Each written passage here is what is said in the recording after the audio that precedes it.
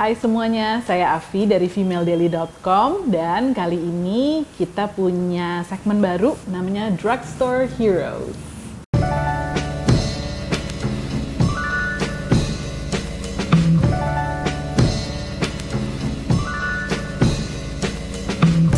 Drugstore Heroes ini adalah waktunya tim Female Daily rekomendasi produk-produk drugstore yang menurut kita juara banget, yang menurut kita patut disebut sebagai heroes. Dan kali ini saya akan ngebahas tentang moisturizer.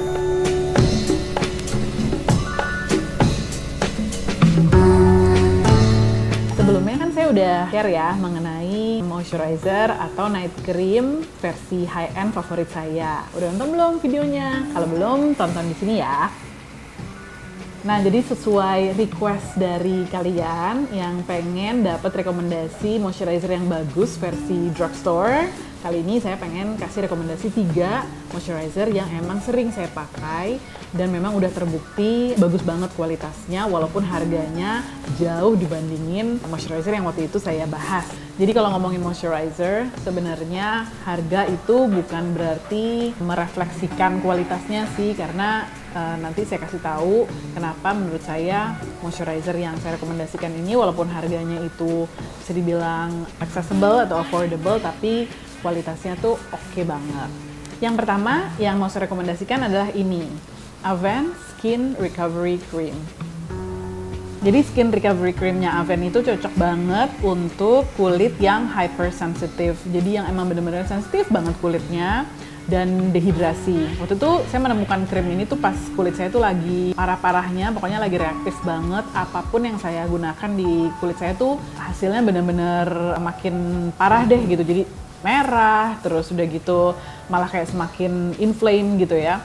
Nah, cuma Skin Recovery Creamnya Avène ini yang berhasil menenangkan kulit saya dan waktu saya pakai tuh nggak ada reaksi apa-apa.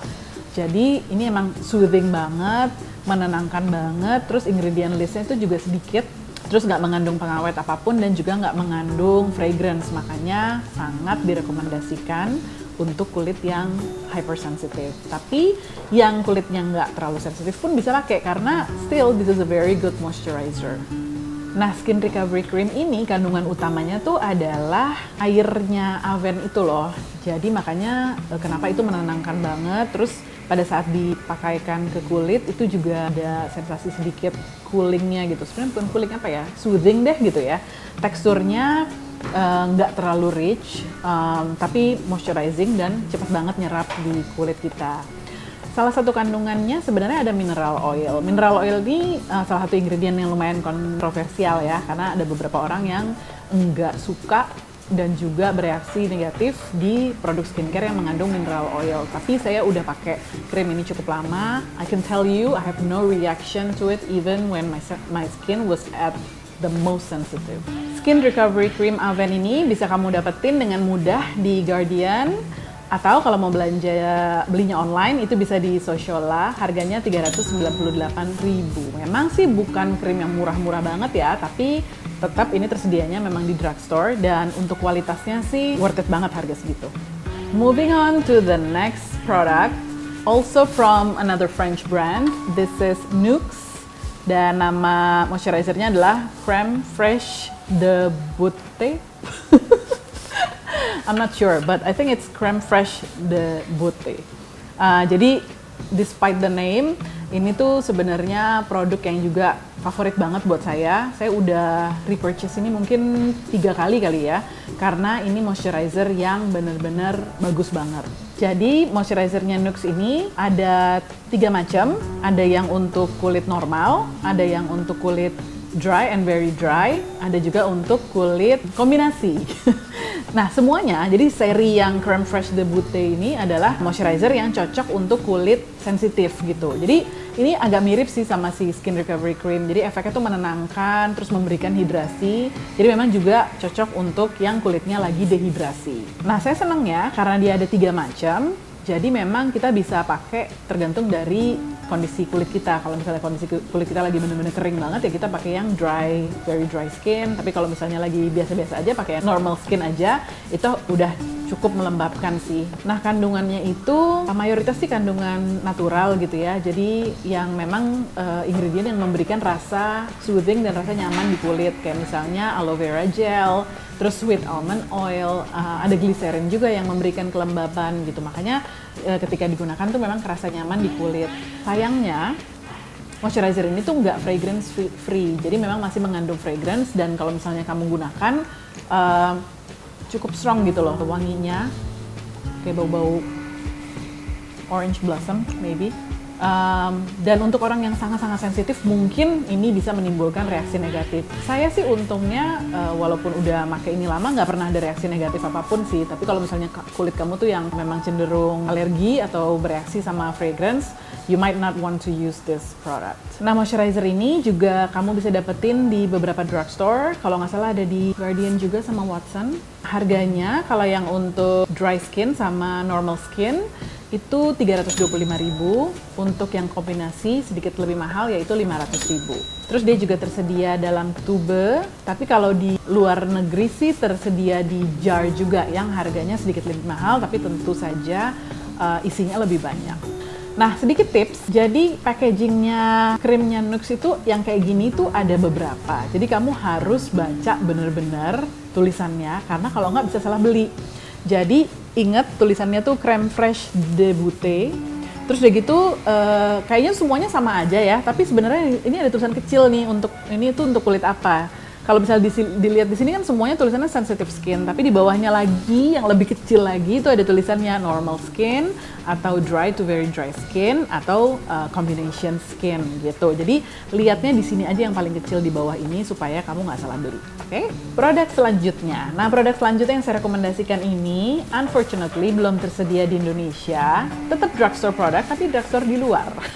Tapi nggak apa-apa karena udah banyak online store atau online seller yang ngejual produk ini, yaitu Indeed Labs Hydroluron Moisture Jelly.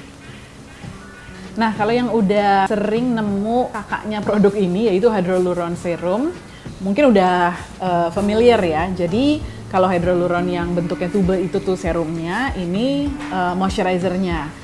Kandungannya sih sama, jadi kandungan utamanya tuh adalah hyaluronic acid. Jadi memang walaupun bentuknya tuh gel atau jelly, itu ini melembabkan sekali sih moisturizernya.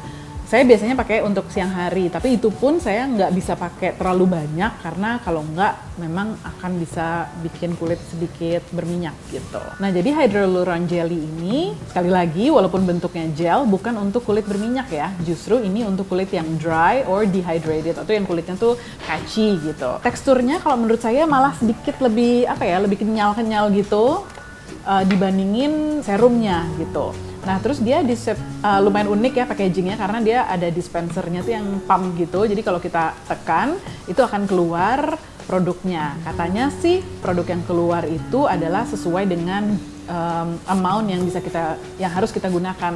Tapi kalau buat saya satu pump itu sedikit terlalu banyak. Jadi biasanya saya setengah pump aja. Jadi harus agak ditahan dikit gitu jarinya. Nah, itu pas tuh amountnya untuk digunakan di wajah saya. Nah, pasti akan ada yang nanya deh, kalau misalnya udah pakai hydroluron serumnya, bisa nggak tetap pakai hydroluron jelly ini? Jawabannya bisa. Jadi kalau misalnya saya ngerasa lagi butuh hidrasi banget kulitnya, biasanya saya pakai hydroluron serumnya, terus baru saya pakai hydroluron jelly ini sebagai moisturizer. Udah, habis itu seharian kulit saya lembab dan dry patches-nya itu berkurang sama sekali. Hydroluron moisture jelly ini kamu again bisa dapetin di beberapa online seller, atau kalau kamu lagi main-main ke luar negeri itu bisa dapat di Boots. Kalau misalnya di negara tersebut ada Boots-nya, harganya itu macam-macam ya.